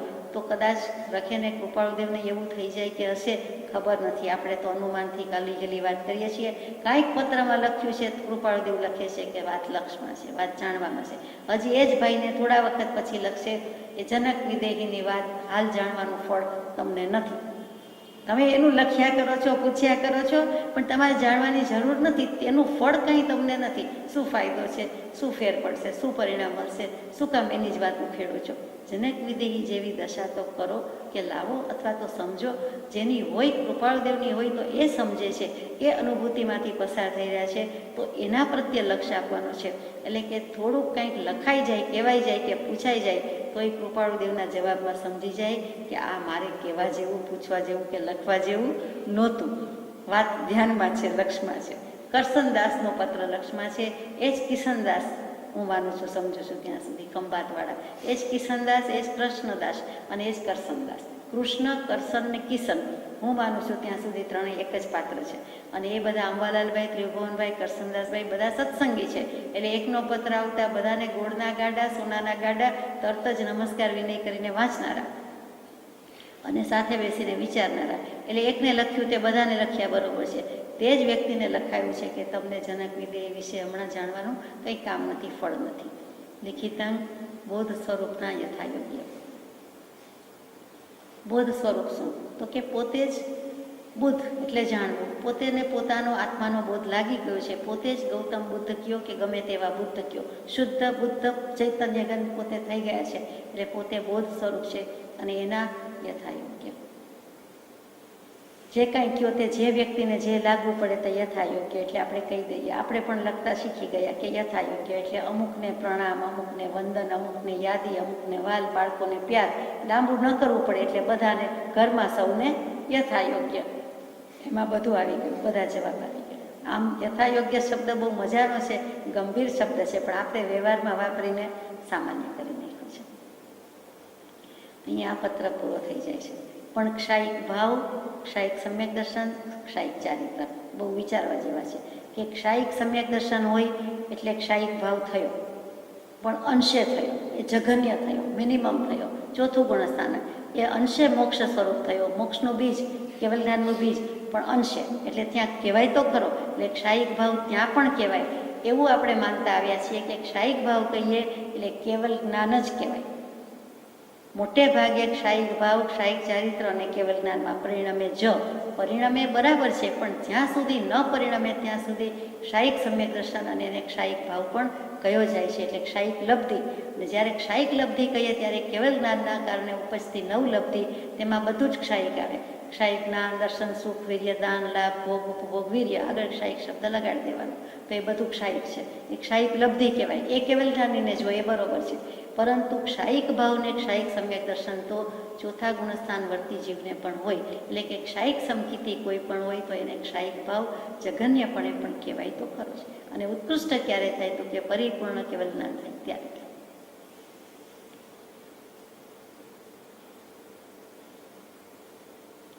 આપણે શાસ્ત્રોમાં, થોકડામાં અથવા તો કેટલાક આગમમાં હંમેશા ક્ષાયિક ચારિત્રને બદલે યથાખ્યાત ચારિત્ર શબ્દ વધારે આવે. ગઈકાલે આપણે લીધેલું કે 5 ચારિત્ર: સામાયિક, છેદોપસ્થાપનીય, પરિહાર, વિશુદ્ધ, સૂક્ષ્મ સંપ્રાય અને યથાખ્યાત. એ છેલ્લું છે, છેવટનું સ્ટેજ. તો યથાખ્યાત ચારિત્ર અને ક્ષાયિક ચારિત્રમાં કોઈ ભેદ નથી, બંને એક જ છે. એટલે ક્ષાયિક ચારિત્રને સંભાળીએ છીએ તો ક્ષાયિક ચારિત્ર કહેતા યથાખ્યાત ચારિત્ર. યથા આખ્યા, આત્માનું સ્વરૂપ જેમ છે તેમ સંપૂર્ણપણે પ્રકાશે ત્યારે તેને કેવલ જ્ઞાન, યથાખ્યાત ચારિત્ર કે ક્ષાયિક ચારિત્ર કહેવાય છે. એટલે મોહનીય કર્મની 28 પ્રકૃતિનો સંપૂર્ણ ક્ષય થઈ જાય ત્યારે તેને યથાખ્યાત ચારિત્ર પ્રગટે છે એમ કહેવાય. 11મું અને 12મું ગુણસ્થાનક છદ્મસ્ત અને વિતરાગ, સરાગ સંયમ અને વિતરાગ સંયમ, અને ત્યાર પછી તરત થાય છે તે કેવલ જ્ઞાન 13મે ગુણસ્થાનક. એટલે અહીંયા એટલી ચોખવટ કે ક્ષાયિક ચારિત્રનો પર્યાય શબ્દ યથાખ્યાત ચારિત્ર કયો તો કાંઈ વાંધો નથી, બે એક જ છે. કૃપાળુદેવ થોડુંક તો એવું જ લખે કે જેથી જીવ વિચાર કરે. યથાખ્યાત ચારિત્ર કહે તો એ પેલી કર્મગ્રંથની કે શાસ્ત્રોક્ત ભાષાથી આપણે સમજી જઈએ કે 5મું અને આ પ્રમાણે છે. ક્ષાયિક ચારિત્ર કહે એટલે આપણને થોડાક તલેચડ આવે કે ક્ષાયિક ભાવ, ક્ષાયિક સંકેત, ક્ષાયિક ચારિત્ર અને વિચારણા જિજ્ઞાસા જગાવવા માટે જ આવું લખ્યું હોય એ પણ આપણને સમજાય છે. એનું જ નામ કૃપાળુદેવ. આ બધું જ વાંચતા વિચારતા આપણને આવો ભાવ થયા વિના રહે નહીં. આગળ જઈએ. પત્રાંક 313 મુંબઈ પોષ સુદ 7મ ગુરુ વિક્રમ સંવત 1948. પૂરો થવાનો નથી પણ વાંચીએ છીએ. જ્ઞાનીના આત્માને અવલોકીએ છીએ અને તેમ થઈએ છીએ. શીર્ષકમાં મૂક્યું છે પત્રમાં, બ્લોક લેટર્સમાં. અને કોને લખ્યો? પરમ પૂજ્ય શ્રી સૌભાગભાઈને, કે જ્ઞાનીના આત્માને અવલોકીએ છીએ અને તેમ થઈએ છીએ. જ્ઞાનીની આપણી સ્થિતિ લક્ષમાં છે. હવે કોની સ્થિતિ? સૌભાગભાઈની. એટલે તમારી સ્થિતિ લક્ષમાં છે. અને બીજું જનક વિદેહી વિશે આગળ લખ્યું લક્ષમાં છે. તો આત્મા કહેતા પોતાના આત્માની વાત પણ લક્ષમાં છે, પોતાની સ્થિતિ લક્ષમાં છે. કે આત્માની સ્થિતિ આપની સ્થિતિ લક્ષમાં છે. એટલે આપ કહેતા સૌભાગભાઈની સ્થિતિ એ જાણીએ છીએ, બધી રીતે જાણીએ છીએ. એમની આધ્યાત્મિક સ્થિતિ, મનોદશા શું છે અને એમની નાણાકીય આર્થિક સ્થિતિ શું છે એ પણ જાણીએ છીએ. એમના ભાવની એટલે મનોસ્થિતિ પણ જાણીએ છીએ. થોડા દિવસ પહેલાં તો લખ્યું છે, થોડા દિવસ ઉપર, કે આત્મા સૌભાગભાઈ પ્રેમ સમાધિ વિશે વર્તે છે અને આત્મા બ્રહ્મ સમાધિમાં છે. આપની સ્થિતિ લક્ષમાં છે એટલે સૌભાગભાઈની અને પોતાના આત્માની સ્થિતિ પોતે પોતાને પણ કહે છે એવી રીતે કે હું મારા આત્માને જાણું છું કે મારી સ્થિતિ અત્યારે શું છે. આપની ઈચ્છા પણ લક્ષમાં છે. એટલે સૌભાગભાઈને જ કહેતા એવું લાગે છે કે આપની સ્થિતિ ધ્યાનમાં છે, આપની ઈચ્છા પણ લક્ષમાં છે. ગુરુ અનુગ્રહવાળી વાર્તા લખી તે પણ કરી છે. સૌભાગભાઈ વળી ગુરુ અનુગ્રહ, ગુરુ કૃપા કરશે તો થશે એટલે અનુગ્રહ ઉપર આવ્યા છે. એમને અનુગ્રહ હજી ભૌતિક જોઈએ છે, આર્થિક જોઈએ છે, નાણાકીય જોઈએ છે. કૃપાળુદેવ લખે છે કે ગુરુ અનુગ્રહવાળી વાર્તા લખી તે પણ ખરી છે, ખોટી નથી. પુષ્ટિ માર્ગી વલ્ભાચાર્યજીની વાત, મહાપ્રભુજીની વાત હમણાં ઘણીવાર આવે છે. એમાં પણ પુષ્ટિ કહેતા જ અનુગ્રહ કે કૃપા કે પ્રસાદ, કે આપની કૃપાથી થયું, આપની આશીર્વાદથી થયું. એમાં કૃપા શબ્દ જ છે, અનુગ્રહ છે. એના પરથી આખા માર્ગનું નામ પડ્યું, સંપ્રદાયનું નામ પડ્યું કે પુષ્ટિ માર્ગી. અનુગ્રહ માર્ગી કે કૃપા પ્રસાદ પાત્ર કહીએ તો જુદી વાત. આ તો પુષ્ટિ. આપણને એમ થાય ધર્મનું આત્માનું પોષણ થાય છે, પણ પોષણ થાય છે પણ ત્યાં નિમિત્ત પ્રાધાન્યતાથી કહી દીધું કે તેની કૃપા હોય તો, એટલે પુષ્ટિ. એટલે નિમિત્ત ઘણું અગત્યનું છે. એની કૃપા વિના કાંઈ થતું નથી. એટલે થોડું એકાંતમાં લઈ જાય છે. એની અહીંયા વાત કરતા હતા કે ગુરુ અનુગ્રહવાળી વાત લખી તે ખરી છે. ગુરુ કૃપા વિના કાંઈ થતું નથી. બિના નયનમાં બોલીએ છીએ અને આમ પણ જાણીએ છીએ. કર્મનો ઉદય પણ ભોગવવું પડે તે પણ ખરું છે. તમારા કર્મ પૂઠે લાગેલા છે તમને એ જાણીએ છીએ.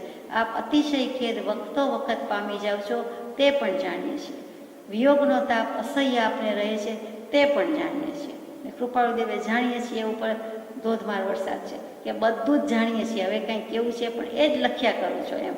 તથાપી ઘણા પ્રકારે સત્સંગમાં રહેવા જો છો એમ માનીએ છીએ. તથાપી હાલ તો એમ સહન કરવું યોગ્ય માન્યું છે. તમારી સ્થિતિ જાણવા છે, તમારી ઈચ્છા શું છે એ પણ જાણીએ છીએ. તમારી વાર્તા એટલે વૃત્તાંત હકીકત લખી છે પત્રમાં, અનુગ્રહવાળી વાત એ જાણીએ છીએ. તમને કર્મનો ઉદય કેવો ચાલે છે એ જાણીએ છીએ. તમને ખૂબ ખેદ રહીએ છે એ પણ જાણીએ છીએ. અને તમને સત્સંગમાં રહેવું છે, આવું છે અને થતું નથી, મને પણ થતું નથી, વિયોગ સહન કરવો પડે છે એ તાપ પણ અમારા ધ્યાન બહાર નથી. એટલે અમે બધું જ જાણીએ છીએ. તમે સત્સંગમાં રહેવા યોગ્ય છો, ઘણી રીતે રહેવા યોગ્ય છો. અત્યાર સુધીના બધા જીવમાં અત્યારે તમે ઘણી બધી રીતે, ઘણા પ્રકારે, ઘણી માત્રામાં તમે સત્સંગી જ છો, સત્સંગમાં રહેવા યોગ્ય છો. તો પણ આ બધું છે અને સહન કરવું પડે છે અને એ યોગ્ય માનવાનું છે. જે થાય તે યોગ્ય જ માનવામાં આવે. એ બધું પણ હમણાં જ લખ્યું છે. 301 નંબરનો પત્ર, જગત આત્મરૂપ માનવામાં આવે. અને થોડા દિવસમાં આ પત્ર જાય છે. ગમે તેવા દેશકાલને વિશે યથાયોગ્ય રહેવું, યથાયોગ્ય રહેવા ઈચ્છા જ કરવું એ ઉપદેશ છે. કૃપાળુદેવ આટલો સ્પષ્ટ ઉપદેશ શબ્દો ભાગ્યે જ લખે અને એમાં સૌભાગભાઈને લખી દીધું. એ ઉપદેશ છે. આદેશ આપવામાં, ઉપદેશ આપવામાં માનતા નથી એવો પુરુષ આજે લખે છે કે આ ઉપદેશ છે. હદ ઉપરાંત થઈ ગયું હોય તો ત્યારે કહી દેવાય કે તમને કીધું ને, એકવાર કહ્યું ને, લખ્યું ને, ઘણીવાર કીધું ને, આમ જ કરવા યોગ્ય છે અથવા વાત તો આટલી જ છે, આમ જ કરવાનું છે એમ ચોખ્ખું કહી દીધું છે કે આ જ ઉપદેશ છે. કયો? તો કે ગમે તેવા દેશકાળને વિશે ગમે ત્યાં જીવ જાય કે રહે, દેશ અને કાળનું બંધન એને ન નડવું જોઈએ. સ્થળ કાળના બંધન છોડી દેવાના છે. આત્માએ બધાય પ્રતિબંધથી રહિત થવાનું છે. અપ્રતિબદ્ધપણે વિચારવાનું છે, રહેવાનું છે. એટલે ગમે તેવા દેશકાળ હોય પણ એના વિશે યથાયોગ્ય રહેવું. બસ ફાવે તેમ રહેવાનું નથી, અનુકૂળ થઈને રહેવું, યથાયોગ્ય રહેવું. યથાયોગ્ય રહેવા ઈચ્છ્યા જ કરવું એ ઉપદેશ છે. ન રહેવાય તો પણ એમ જ રહેવું જોઈએ, એમ જ રહેવાની ઈચ્છા હોવી એ ઉપદેશ છે. ઉપ અને દેશ, ઉપ પાસે દેશ, આત્મા પોતાનું વતન. આત્માએ આત્માના વતનમાં રહેવું હોય, આત્મભાવમાં રહેવું હોય તો આ એક જ માર્ગ છે કે યથાયોગ્ય માનવું, યથાયોગ્ય રહેવું. જગત આત્મરૂપ માનવામાં આવે, પરના દોષ જોવામાં ન આવે, પોતાના ગુણનું ઉત્કૃષ્ટપણું સહન કરવામાં આવે અને વચ્ચે જે મુખ્ય રહ્યું તે જે થાય તે યોગ્ય જ માનવામાં આવે તો જ આ સંસારમાં રહેવું યોગ્ય છે, બીજી રીતે નહીં. એ 301માં પત્રમાં આમ જડી રાખવા જેવા, કોઈ ફ્રેમમાં નહીં પણ હૃદય કમળમાં જડી રાખવા જેવા, ફ્રેમ કરવા જેવા ટંકોત કરેલા વચન છે ભગવાનના. એ પત્ર પણ હું માનું છું સૌભાગભાઈને જ હતો. તો એ જ વાત પાછી અહીં લખી છે કે જે થાય તે યોગ્ય જ માનવું. જ્યાં જ્યાં જે જે યોગ્ય છે તહાં સમજવું તે, ત્યાં ત્યાં તે આચરે આત્માર્થી જણાય. એટલે ગમે તેવા દેશકાળમાં હોય, અહીંયા હોઈએ કે 3 લોકમાં ગમે ત્યાં હોઈએ, પણ જે છે તે યોગ્ય રહેવું અને યથાયોગ્ય રહેવા ઈચ્છા કરવું એ ઉપદેશ છે. મનની ચિંતા લખી જણાવો તોય અમને તમારા ઉપર ખેદ થાય તેમ નથી. તમે તમારા મનની વાત કે ચિંતા લખો તો અમને તમારા ઉપર ખેદ થતો નથી. ચાલો વરાળ નીકળી ગઈ, વાત નીકળી ગઈ, કંઈક આઉટલેટ મળ્યો, તમે અમને જણાવી દીધું તો અમને દુઃખ નથી, ખેદ નથી. જ્ઞાની અન્યથા કરે નહીં, પણ તમે ગમે તે લખો, મને ખેદ નથી. જ્ઞાની છે અન્યથા કરે નહીં, જ્ઞાની બીજામાં પડે નહીં, અન્યથા બીજું કાંઈ કરે નહીં, અન્યથા બીજે સ્થાપના કરે નહીં. એક ઉપર જ રહે, એક આત્મા પર જ રહે ને એક પર લાવીને જ રાખે. બીજી બધી ઝંઝટમાં, જંજાળમાં, પરિગ્રહ બુદ્ધિમાં એ પડે નહીં. પડે તો એ જ્ઞાની નથી, બીજી વાતમાં એ જાય જ નહીં. તેમ કરવું તેને સૂઝે નહીં, તેવું કંઈ માર્ગદર્શન પણ આપે નહીં. ત્યાં બીજો ઉપાય ઈચ્છવો પણ નહીં એમ વિનંતી છે. તમે બીજી બબૂત, રાખ, દાણા, ધીસ, ધેટ જોઈ આપો, કરી આપો, જ્યોતિષ વિદ્યા કે કાંઈ એ હોય જ નહીં. કૃપાળુદેવ કે અહીંયા એ વાત જ નથી. અહીંયા તો વિતરાગની વાત છે અને વિતરાગ જ બોધ છે. કોઈ પણ એવા પ્રકારનો ઉદય છે કે અપૂર્વ વિતરાગતા છતાં વેપાર સંબંધી કંઈક પ્રવર્તન કરી શકીએ છીએ. તેમજ બીજા પણ ખાવા પીવા વગેરેના પ્રવર્તન માંડ કરી શકીએ છીએ. મન ક્યાંય વિરામ પામતું નથી, ઘણું કરીને અત્ર કોઈનો સમાગમ ઈચ્છતું નથી, કંઈ લખી શકાતું નથી અને પરમાર્થ વાક્ય વધવા ઈચ્છા થતી નથી. કોઈએ પૂછેલા પ્રશ્નોનો ઉત્તર જાણતા હોવા છતાં પણ લખી શકતા નથી. ચિત્તનો પણ જાજો સંગ નથી, આત્મભાવે વર્તે છે. હદ કરી દીધી. હવે આમાં દશા જેવી છે કે કંઈ કરી શકતા નથી, પણ કંઈક અમારા કર્મનો એવો વિચિત્ર ઉદય છે, ચમત્કારિક ઉદય છે કે અપૂર્વ વિતરાગતા છે. વિતરાગતાને પાછું અપૂર્વ છે, પૂર્વે કદી વેદી નથી એવી વિતરાગતા આ ભવે છે, અત્યારે છે, છતાં વેપાર સંબંધી કંઈક પ્રવર્તન થઈ શકે છે. એટલે માંડ પણ અમે કાંઈક અમારું રોડવીએ છીએ, ચલાવીએ છીએ કે અમે પ્રવૃત્તિ કેમ કરી શકીએ છીએ. તો કે ગંભીર નિરંજનને કેવી રીતે રાખતા હશે એ વિચારતા ગંભીર સમાધિયુક્ત હાસ્ય આવે છે. નિરંજન પદને બૂઝનારા નિરંજનને કેવી સ્થિતિમાં રાખે છે એ જોઈ અકળ ગંભીર સમાધિયુક્ત હાસ્ય આવે છે. એમ 170માં પત્રમાં મૂક્યું કૃપાળુદેવે. એ પોતાની જ દશા છે, અહીંયા પણ પોતાની જ દશા છે કે માંડ પણ અમારાથી આટલું થાય છે. વળી બીજા ખાવા પીવા વગેરેમાં પ્રવર્તન માંડ કરી શકીએ છીએ. જમતા નથી, બેસતા નથી એવું નથી, એ પણ કરીએ છીએ, માંડ કરીએ છીએ. અને મન ક્યાંય વિરામ પામતું નથી, ક્યાંય આરામ નથી. એક આત્માનુભવમાં હોય, આત્મદશામાં હોય તે ગમે છે, બાકી કાંઈ નથી. કાંઈ પરમાર્થ વાક્ય વધવા બોલવા ઈચ્છા થતી નથી. કેમ કે ગૃહાશ્રમમાં રહ્યા છે એમ લોકો માને છે અને અમે કેટલું કહીએ, ત્યાગી હોઈએ તો કેટલુંય કહી દઈએ, પણ અમે અત્યારે કહેવા ઈચ્છા નથી. પૂછાવેલા પ્રશ્નોના જવાબ પણ આપી શકતા નથી, જાણતા હોવા છતાં કહી શકતા નથી. ચિત્તનો જાજો સંગ નથી. મન, ચિત્ત સંકલ્પ વિકલ્પ કરે તે ચિત્ત, બુદ્ધિ, મન, ચિત્ત, અહંકાર. તો કે આ ચિત્તનું એવું છે, મનનું એવું છે કે એનો પણ જાજો સંગ નથી. મન હોવા છતાં મનનો રોલ લગભગ નહીવત છે. આત્મા છે એની ના નથી, એ બાદ કરી શકાય એવું તત્વ નથી. આત્મભાવે વર્તે છે. ફરીથી ક્ષાયિક ચારિત્ર અને ક્ષાયિક ભાવની વાતમાં આવ્યું હતું તે 7 પ્રકૃતિના સંપૂર્ણ ક્ષયથી શુદ્ધ ક્ષાયિક સમ્યક દર્શન પ્રકાશે છે એવો આ નિર્મળ ભાવ અને 8મા ગુણસ્થાનકે શપક શ્રેણી પર આરૂઢ થતો જીવ જ્યારે આ પ્રમાણે કરે છે ત્યારે કેવળ જ્ઞાન લઈને જંપે છે. એવી રીતે શુદ્ધાત્મ ભાવનાના બળ વડે અહીંયા જે મૂક્યું છે તે જ કે આત્મભાવે વર્તે છે, સમ્યક પુરુષાર્થ છે, એટલે આત્માની આવી પરમ શુદ્ધિની અવસ્થા પ્રગટી જાય છે. ક્ષાયિક ભાવની પ્રાપ્તિ થઈ જાય છે અને ક્ષાયિક ચારિત્ર પ્રત્યે પ્રયાણ છે. સમયે અનંત ગુણ વિશિષ્ટ આત્મભાવ વર્તો એવી દશારીએ છે. બસ આવી ગયું. જે ઘણું કરીને કોઈને કડવા દેવામાં આવતી નથી અને કળી શકે તેવાનો પ્રસંગ નથી. કડવા દેવામાં એટલે ચાવીની કલ હોય એમ કોઈ અમને ઓળખી શકતું નથી, પીછાણી શકતું નથી. અમે કોઈ ઓળખી જાય એવું કરતા પણ નથી. કડવા દેવામાં આવતી નથી અને કળી શકે તેવાનો પ્રસંગ નથી. અને કોઈ ઓળખી પીછાણી જાય, પરિચય પામી જાય કે એવી કોઈ કલ ઓળખી જાય એવો કોઈ અમને મળતો નથી, પ્રસંગ નથી. એવાનો પણ કંઈ ચાન્સ નથી, અવકાશ નથી, પ્રસંગ નથી. અત્યારે કોઈ નથી એવું. પોતે જ્યાંથી લખી રહ્યા છે મુંબઈથી, ત્યાંથી કોઈ એવું નથી. આત્માને વિશે સહજ સ્મરણે પ્રાપ્ત થયેલું જ્ઞાન શ્રી વર્તમાનને વિશે હતું એમ જણાય છે. સહજ સ્મરણે પ્રાપ્ત થયેલું જ્ઞાન, સ્વભાવ જ્ઞાન, તે શ્રી વર્તમાનને વિશે હતું એમ જણાય છે. નાનકડો વિદ્યાર્થી એમ કે અમારા ટીચરને આવડતું હતું, અમારા ટીચર આમ કરતા હતા, એ જ અદાથી કૃપાળદેવ કહે કે અમારો ભગવાન કે મારો મહાવીર એ વખતે પણ એને સ્વભાવ જ્ઞાન તો હતું એમ જણાય છે. એટલે કેવી વાત કરે છે. જે બાળકની કાલી ગયેલી ચેષ્ટા હોય એ બીજો મહાવીર, પહેલા મહાવીર કેમ હતા એનો બોધ યાદ આવ્યો છે, લખે છે. વળી પૂર્ણ વિતરાગ જેવો બોધ અમને સહજે સાંભળી આવે છે. પૂર્ણ વિતરાગ સાંભળી આવે તો સમજ્યા, આ તો પૂર્ણ વિતરાગ જેવો બોધ એટલે બોધને પૂર્ણ વિતરાગ વિશેષણ કીધું દીધું. શું કામ? તો કે વિતરાગ એટલે વિતરાગ, એમાં કાંઈ ન હોય તેમ બોધ પણ આ નિરાલંબ બોધ છે. આ સ્વભાવ જ્ઞાનની વાત છે. સ્વભાવને કોઈનો આધાર નથી, સ્વભાવનો બધાને આધાર છે. એટલે એવો બોધ અમને સાંભળી આવે છે. એટલે જ અમે ગોસલિયાને લખ્યું હતું, તમને ગોસલિયાને એ પદાર્થને સમજો, બીજો કોઈ લખવામાં હેતુ નહોતો. પદાર્થ સમજવાની વાત બાકી. સજાત્મ સ્વરૂપ